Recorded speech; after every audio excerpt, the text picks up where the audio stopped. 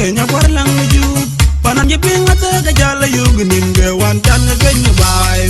ring yot panati ko ji tin gane yamandan panati ko je lel do gane yamanga panati ko je tin gane yamandan kale jan ga diar ko le jan ga ban bani lang ju pan ko je bi atok be ma jung no na tok be nyanga ra tok be lo nyang ko tok be mun chola nyon tok be marial ma be tok be pana yi tok be mun ring yot tok be panada ko ru nyar ben gudi lai da bai panjini sia da yahuda mai masallang panada ko ru nyar ben bandin na lai quran bai panjini sia da yahuda mai masallang pan ko je bi je tok be mun lui tok be kong jam yet